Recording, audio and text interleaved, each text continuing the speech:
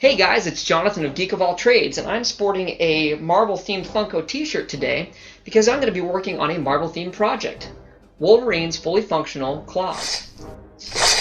Now you can go to a tutorial and find out how to build this by clicking on the link here and going to Brainstechnology. However, he uses a different propulsion system, which is a liquid-based hydraulic system, and I couldn't quite get that system to work. However, I might have missed a few details here and there. I might go back and try that again, but in the meantime, I developed an alternative system to make the claws work by using cables from a bike braking system. So I'm going to take you through the process on a tutorial on how to do that. Coming up. What are you looking at, bub?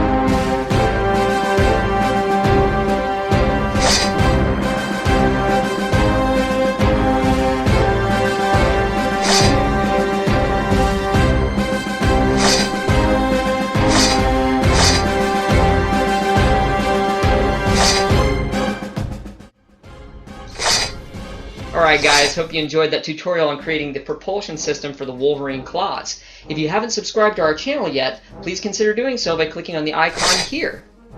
Also click on the notification bell below so you don't miss out on any of our new videos. Keep making cool stuff!